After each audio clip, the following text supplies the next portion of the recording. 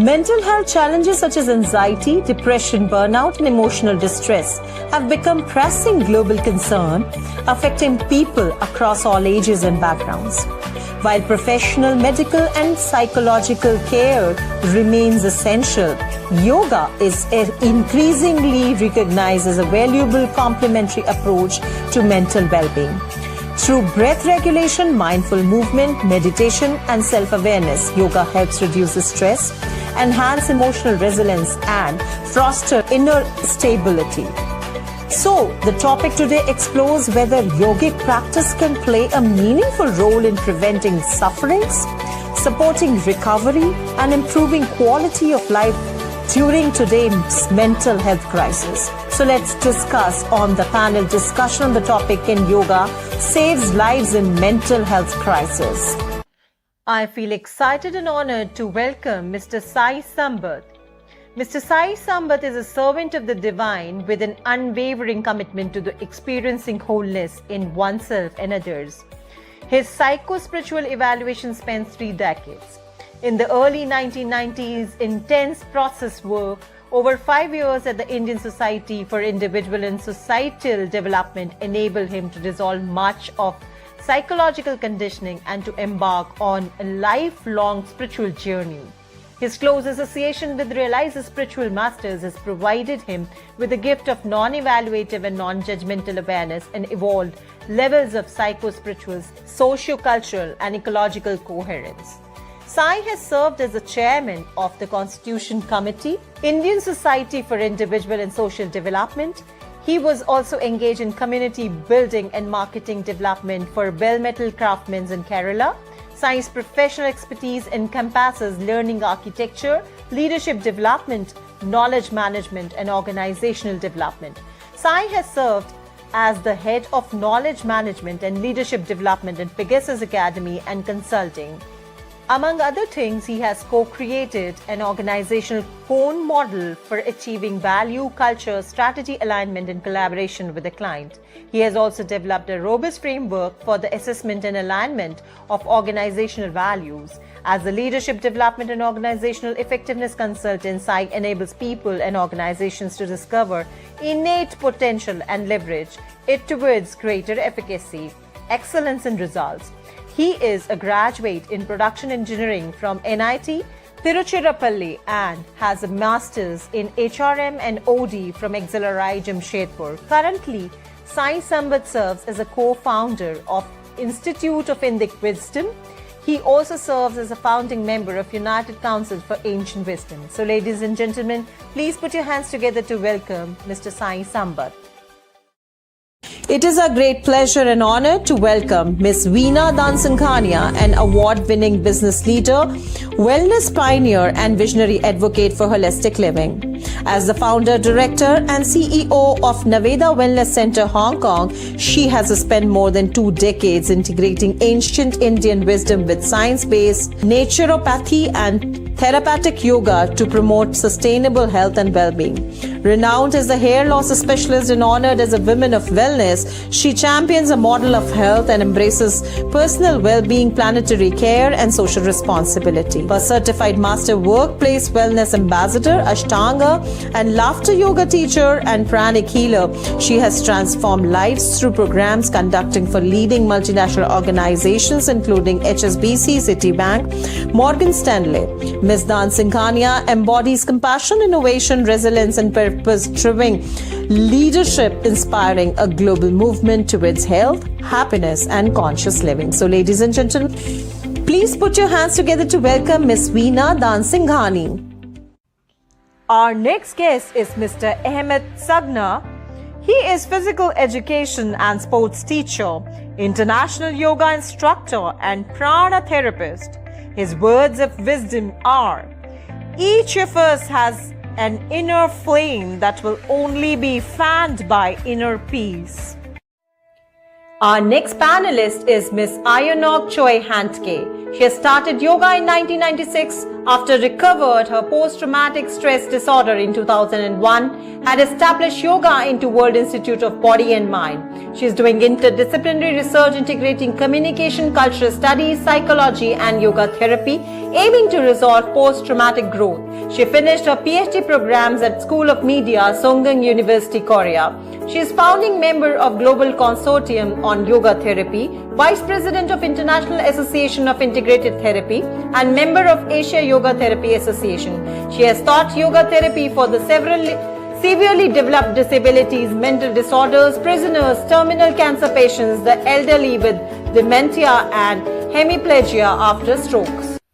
We are honored to welcome and introduce Dr. Vikrant Singh Tomar, an internationally recognized scholar, writer and management consultant with an extraordinary commitment to global well-being. Nominated by Civil 20 under G20 as the international coordinator for the Vasudhaiva Kutumbakam initiative, he has addressed the United Nations headquarters in Geneva on the International Day of Conscience. In June 2023, he served as the global convener for the World Yoga Summit in Germany and is also the international coordinator for ICCR-nominated Global Conference on the Holistic Yoga Beyond Physiology 2023. He is one of the most sought-after speakers across India. His work has impacted over 3 lakh beneficiaries across 120 countries, including cabinet ministers, bureaucrats, defense, corporate professionals. He convenes United Consciousness Global, aiming to develop the world's first integrated manual for humanity, leads Project Self USA to promote scientific aspects of ancient Indian philosophy, sits on the board of European Yoga Federation in Italy, and oversees spiritual healing in Africa through the Spiritual Council. He additionally founded, with an academic background spanning business management, journalism, public administration, philosophy, and yoga. Dr. Tomar's prolific writing, including Rule the World as Krishna Did, continue to inspire countless individuals worldwide. So, ladies and gentlemen, please put your hands together to welcome Dr. Vikrant Singh Tomar.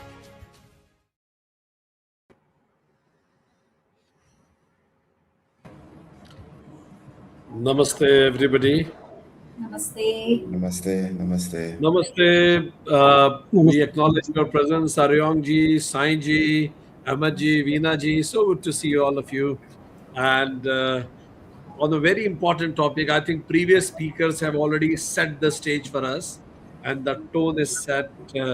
Can yoga save lives in mental health crisis? Is the topic of our panel discussion today. I also welcome audience who are and will be watching us from different parts of the world. It is a very important and relevant topic for the day. World Health Organization says that every 8th person on the planet is going through some or other mental health crisis. These are the reported figures. Unreported, it can be mounting figures. Suicide has become the second biggest cause of death for the teenagers. In these times when we are living, where AI is replacing human intelligence, isolation is also increasing, depression has found its word from economics to psychology. First question I would ask from Sai ji, why do you think, what are the causes of increasing mental health issues across the planet? You have been a consultant, you are a teacher, you are yourself spiritual practitioner. What do you think are the major reasons? I think one of the most important, contributors or causes of increased mental stress is isolation that has been enhanced by the digital intrusion into people's lives. And of course, we are all meeting from different parts of the world thanks to digital technology. But the other side is that, it has made people feel illusorily connected, but at the same time, lacking the kind of support they need. That's one part. And second is on a technology interference kind of side, sleep deprivation, and also the digital, especially the screen that we keep watching and interacting with, interfering with the circadian rhythm of the body, there are multiple things going toward that. And of course, we are all in a highly hyper-connected world. So people want to be noticed, and they get caught with multiple ways of external expression, which keeps depriving them of tapping into their inner strength and inner resources, which ought to be parallelly happening. I'm not saying one to the exclusion of the other, but both ought to happen. Somewhere the distraction economy, fueled by whatever algorithms feeding on the shadribus rather than the higher, elevating values, is contributing to more and more isolation and associated stress. And hyper competition and other things is the other part, but that's for certain population which is into competitive areas. But for general population, whatever I cited earlier are the causes. Thank you. In addition to what Sai mentioned as isolation, sleep deprivation, digital screen more exposure, distraction economy, high competition, is there any other reason also comes to your mind, Aryong ji, that can be attributed to creating a mental health crisis? Yeah, this is also from my own experience from the childhood. So many people, many society, they have high competition. It is only one direction. Not all people has different ideas, different dreams. They want to be different things, but they cannot be heard. Especially teenagers, they have their own voice, but parents or the society, they don't pay attention to them. So because of that, United Consciousness also had global youth programs to raise their own voices. So in yoga, the ahimsa, I think it is very important. So we harm other persons or do what I think and what I think and what I say and what I do. So with those ahimsa norms, we need to pay attention to the people. And that is important, I think. Thank you.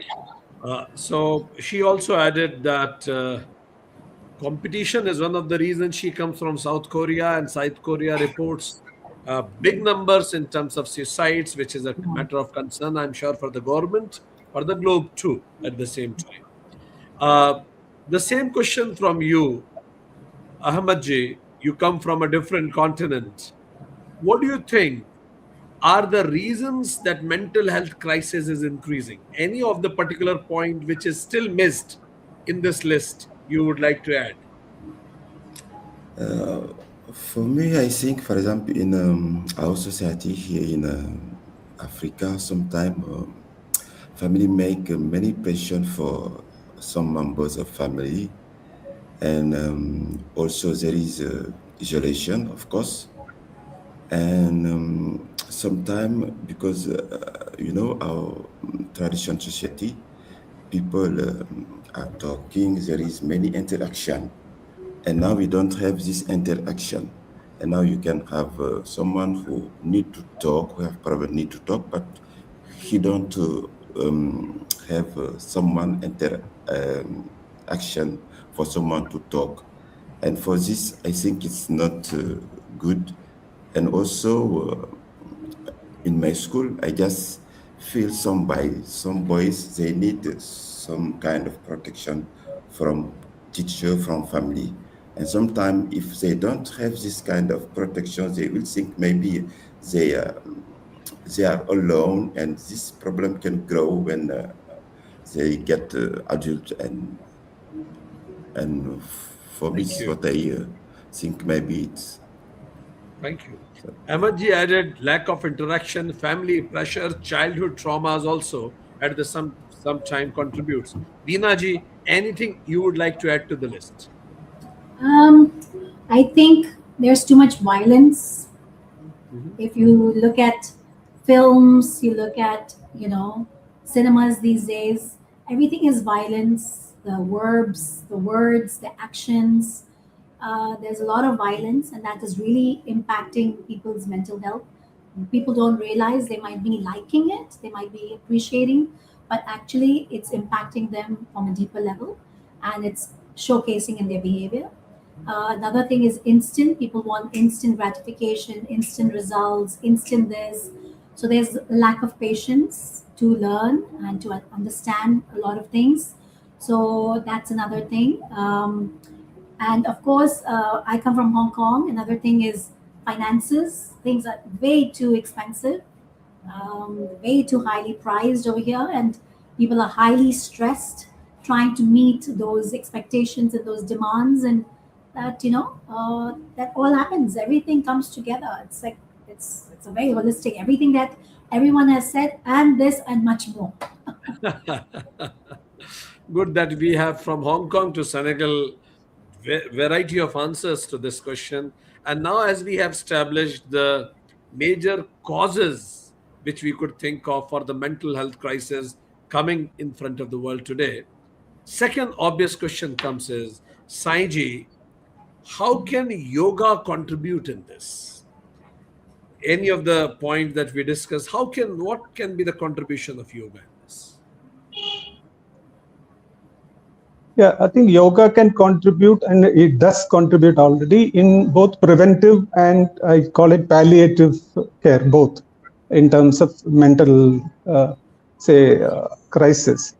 So the preventive part is well known. I was watching the lady instructor from Tajikistan, I think, was giving a demonstration of how the combination of pranayama and conscious asana practice can release stress and loosen up the psychosomatic deposits of stress and whatnot. So one is the preventive part. Now for preventive part, there are two parts. Me time, that is the time I spend with myself, strengthening my my neurology with more parasympathetic nervous system getting activated, and so that even I go out into the big bad world, as we know Ji was saying, and I can take on the what is coming my way. So I need a me time, and it's not a me time, me as a consumer, me as a receptive, me as a person who is tapping into my own resources through yoga, pranayama, yoga nidra, and whatnot. So there is a combination of things possible. And of course, the emotional regulation happens whereby cortisol levels go down, GABA increases, multiple things. So I become more resilient and resourceful to address this highly stress-inducing world. This is one thing. Second is V time. V time is not the digital V time, but the actual V time. Me time and V time. V time is through mutually supportive. If you look at our parlance, we call it a satsanga. I say satsanga is where people actually deal with their reality, not an imaginary truth or not a higher truth. As Aryong ji was saying, if I have a V time where I can talk about what I think, what I feel, and act very openly with vulnerability, at least with one another, if not many others, I will become more resourceful from a human connectedness point of view. Say, if you take Ahmet ji said, well, like the Ubuntu, if I can have an Ubuntu of my own, which I tap into, if not every day, at least once in a week or kind of thing, at completely non-competitive, convivial, highly supportive V time and V space is equally important. And of course, when start the V time, we can start with the centering practice. Everybody calm themselves with breath and multiple. We do it digitally also. I'm not saying that digitally is not possible, but recommended is at least in person, V space and V time, where one can be truly what one is, rather than putting up a show of strength or whatever or whatnot. Will be highly valuable from a yoga, pranayama. Thank you. So Sai ji mentioned lots of things: pranayama, asana, yoga nidra, satsanga, me time, we time. It reminds me of Ambassador of Netherlands, His Excellency came to our program and he said, I leads to illness, we leads to wellness. So it reminds me to what you also mentioned. Perfect. Aryong ji, Yeah. what can be the intervention of yoga? This is what you are doing day and night for the people. What do you think is the intervention of yoga to deal with mental health crisis? Oh, yes. My husband recovered from this arthritis. The arthritis of and then in the morning I wake up and I read the Bible and I said to him, so the Lord makes his face seen on your face. So my husband said, don't touch my face. My face is very holy. So it is I think true to everyone. Whenever I do the prisoners and alcoholics schizophrenia or even the unconscious patients, that I think their face is holy things, divine nature. Because of that, I respect them. We need to respect first. We need to respect to with them with the word, thought, actions. That is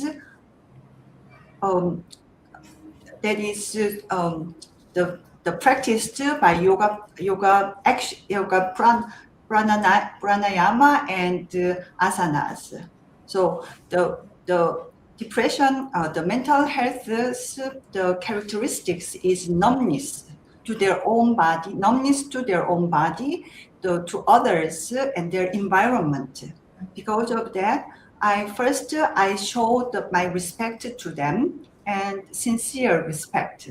And then I made them feel the gentle tingle and warmth through the asanas. At that time, they can reconnect their consciousness to their body. So they can think, they feel, they can alive and present. So it is very important, I think. So from that steps, and then next step I do, we have a very nice concept, Shankalpa. So it is connected to mindset. We can do that mindfulness mindset. So I change their ideas and attitude. So I cannot do that, but I asked them, I can do that. So that is through those process, they became better. Thank you. One important thing Aryong ji raised, that when people feel, and if there is a crisis in mental health, or they feel they have started feeling depressed, it affects on their body also. She said that they feel numbness in the body. So are there certain symptoms, Ahmed ji, through which we can identify that the person needs help? Like you teach in a school, you know many kids across your school and outside also when you teach. Are there some symptoms through which you can gaze, that you can see that the person needs mental health support, the person needs help? What are the symptoms that you observe? Sometimes because it's you cannot observe all students, because here, for example, you will have in your class 60 students or 90, and sometimes it's not easy to observe all of them. But sometime in the morning when they come and they sit, you can observe some kind of manifestation. Some student which you ask to do some exercise and they just start to cry. And this you immediately know there is something, but you cannot know. And sometimes if you just call them to discuss, it's kind of pression social or kind of poverty. It's like this, because sometimes you live with in family who don't have much money, and students when they come to school, Some students will have money to buy everything. There is students who don't have this money. And for this, it's kind of, I don't know, not kind of equilibrate. Now imagine this situation of these children if they grow with this situation also. And there is also this kind of situation, like, I don't know how to call it in English, harcèlement. Those some students who make violence for their friends who don't have enough strength. Also, you will feel it with the boy when you discuss with them. Yeah. Thank you. Ahmed ji mentioned one is sudden people start suddenly crying. Emotional outburst is one of the symptoms. He also said violent behavior at times in terms of words or action is also a sign. Any other sign, Veena ji, you would like to add that helps us to gaze and understand that person needs mental health support? Yeah, so crying for sure. Always complaining. Always like, even though they could be having everything or lots of support around them, they're much more fortunate than everybody, but still they're always complaining. So that is one thing for sure, that they cry often, they're complaining, they could be violent, they could just, yeah, they get angry, they're screaming, they're irritated, yeah, little things just trigger them, or they just want to be isolated. They don't want to be with many people. Yeah, they just want to be by themselves and they don't want to discuss, they don't want to talk, They could also be having thoughts of suicidal, like, oh, what am I doing on this earth? I might as well die, So if they keep repeating that constantly, so you could see that they have a lot more negative emotions inside them than the positive, and they're really not seeing what they have in their life that they could truly be grateful for, but instead they choose to focus only on things that are not working. And even though the very nicest thing can be negative at that point, it's like beautiful, something so beautiful, but they'll call it ugly, so yeah. Thank you. Any else symptom, Sai Sambat ji, you would like to add to the list? She added many things. One is negative worldview, anger issues, isolation, talking less, suicidal thoughts, feeling the futility of your own being. Why am I here on the planet? Anything else that you see as a sign that the person needs support?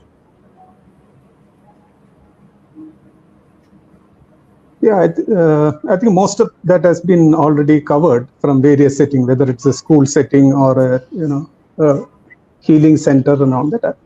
One more thing I can see is not as a symptom, but most of the time the cause is, I would say, a lack of meaning, a lack of sense of self-worth being determined by too many external things, and looking for validation and not being validated becomes the causes for most of the symptoms which has been talked about. So I think the externalization of meaning and purpose is one thing I would say at a cause level for many of the things which is emanating. And I will just sort of align it to what Veena ji said first time when she spoke about instant gratification, almost leading to entitlement and lack of empowerment. So everything one feels entitled, so there is no sense of gratitude. You got so much, but you want more. You want more gratification. So it's a very vicious cycle, which keeps feeding, unfortunately, on a downward spiral, rather than a sense of gratitude, contentment. So as many of them said, if people keep on complaining about what they don't have or what others have and whatnot, I think it is a recipe for, if not immediate, future mental health episode kind of stuff. So it's a I can add something else to mind. The way they dress, they don't want to dress up anymore. They just don't want to, like, they'll just wear whatever, so yeah. It manifests at all places. Thank you very much. Now we'll enter into the next phase of discussion. After having established what are the reasons of mental health crisis, what are the symptoms, we got to know about it. Now, the last part of it is, if anybody who is watching us and struggling through mental health, having such episodes, from where should he begin supporting himself? Or if he is not struggling, if he knows somebody who is struggling, from where can he begin supporting others? So, keeping in mind both of these aspects, Aryong ji, you mentioned about sankalpa, I can't to I can. What immediate things I can do, actionable items to do things to support myself or others in mental health issues? To make his own Shankalpa, I think we need to first we need to hear him. So, for example, I had one student, yoga student. She said, "I can't do that. I'm not qualified for study." And later, I found she used to be top students at her major at the top university in Korea. I was shocked. Why you think you are not fulfilled? So it means when we go to the better universities, there is still students has the inferiority. So to do that, to overcome that, I think I need to hear what they are thinking. After meditation, yoga meditation, instead of I suggested let's talk. Before my suggestion, they talked to me without my request. So I gave time to them to talk their own ideas, thinking, their past. And then through that, I can find something, how can I change their mindset, and how can I make his own Shankalpa. Thank you. What is the word you use? Chakartha. Shankalpa. Sankalpa. Sankalpa. Okay. I need to learn Indian. Yes. No, that's okay. That's okay. Perfectly fine. Ahmet ji, to do action items, what should be done in such situation? Please, I didn't get really the question. Okay, I repeat the question. Once we know that I am struggling from mental health issues or somebody else is struggling, what are the action items from yoga or any other thing I should do to come over it? Okay. First, I think it's this kind of situation, you should, provide first love and patience. And also you should just be patient to listen to them, to talk with them. And then maybe you can, for example, provide breathing technique like pranayama or mindfulness, mindfulness meditation. And sometimes also they need to talk to try to solve this kind of situation. And because it not depends on them, it depends on society, on everyone. It's like that you should give them love, many love, and that's patience. Thank you. Veena ji, your take, to do action items. Well, I think the person who is going through mental health issues, generally, they don't recognize it themselves. It generally is friends around them, family around them would recognize it first. So I would definitely say, yes, family support comes first. You know, if you're a family member, if you see your friend or your family is going through it, get friends who are known to them or family to come together to sort of like sit with them, talk to them, listen to them. And then also sort of see that how you can engage them in different forms of activities Because if they feel alone, maybe you want to take them to a meditation center or teach them meditation or do something which is in a group. Music in our center, we do a lot of musical sessions. We engage a lot of people in music. We engage people in activities like art therapy, puzzles, something that we are doing with them, laughter yoga. Um, these are activities that I would think of and engage them in together, not to say, okay, you go this, you have a problem, you go this. They're not going to listen.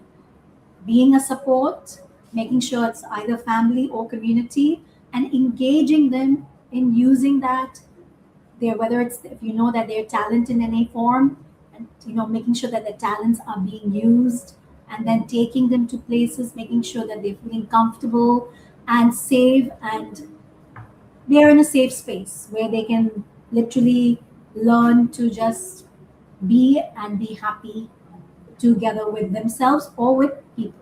So it could be individual activities through meditation or group activities. Thank you. Sai, quickly, what can be done? Any quick to-do action items? Yeah, I think now that the specific cases have been covered already. So what I would say, anybody who is now watching this or anybody personally feeling or otherwise. So one is that an assurance that you are part of the majority, you are not a minority. Because mental health is a challenge which most of the people are going through. So you are not a stigmatized minority. So I think that you can straight away, remove from your shoulders and say, I am part of the majority.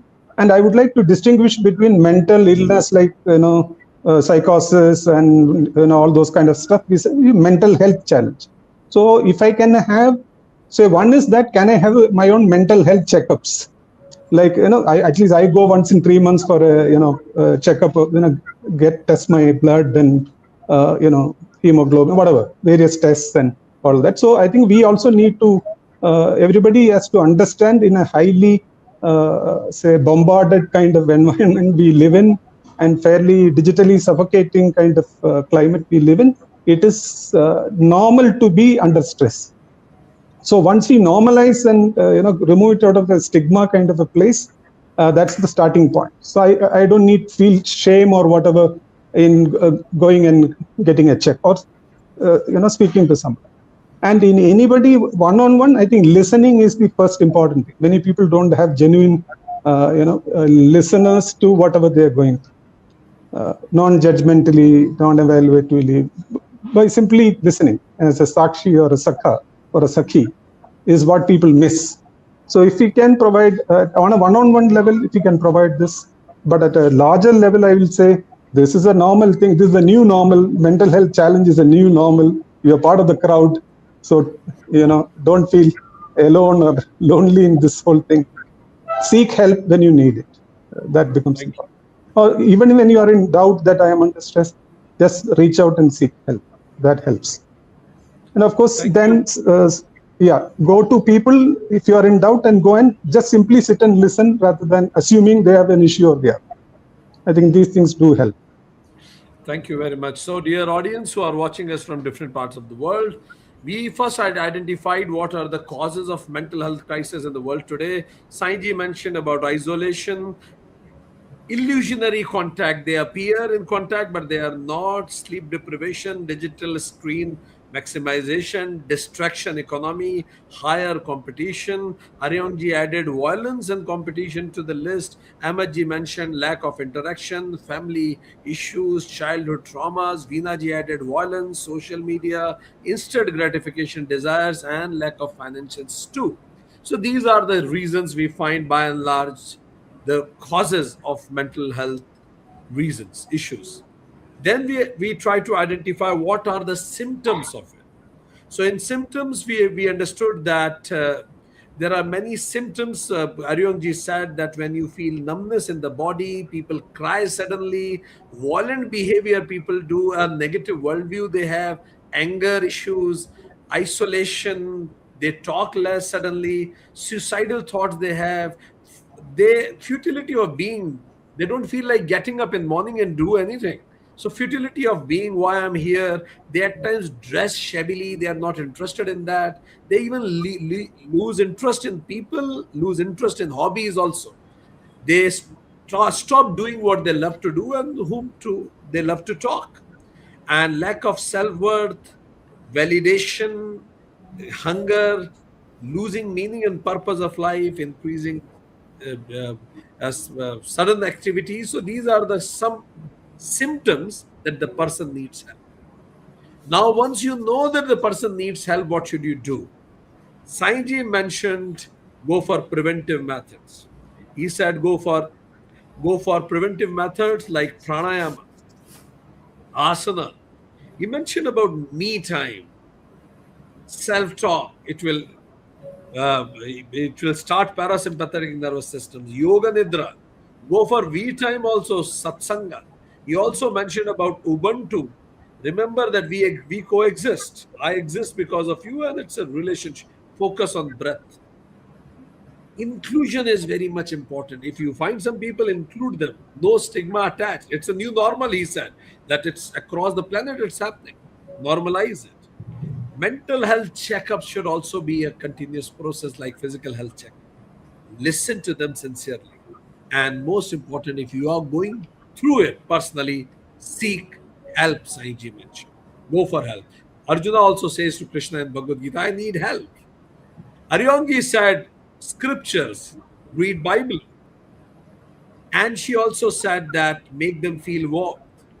The power of sankalpa from I can't to I can, affirmations. Whenever you are going through it, share. Sharing is very important. And when they share, you listen. Meditation and self-talk is very important. Ahmed ji said, patience is the key to deal with it. You should also keep patience. And if you're listening to somebody who is going through it, have patience. Unconditional love is the biggest key to it. If you provide them unconditional love, they can recover fast. Talk to them. Listen to them. And pranayama, mind, breath. And in Upanishads it said that breath is the twin sister of mind. Regulation of breath can help the regulation of mind also. Family support is the key, Veena ji said. Give time. Nothing can replace our time to each other. Engage them in activities, because when you act, physically activities, when you act, then it revives your mind. Otherwise, in seeing screen can keep you dull only. Hobbies revival, she said. Talent revival, she mentioned. And make them feel safe at the end of the day. Dear friends, human means one who can contemplate. I'm sure that once we contemplate about it, peace and happiness is not only the purpose of all purpose of life, it is our birthright. So I'm sure people who are watching through it will certainly get benefited by this panel discussion and will pick some of the tips that we are sharing today for their own benefit. Thank you very much, Ahmed ji. Thank you very much, Veena ji, Aryong ji, Sai ji, for giving time to us. Thank you. Namaste. Thank you.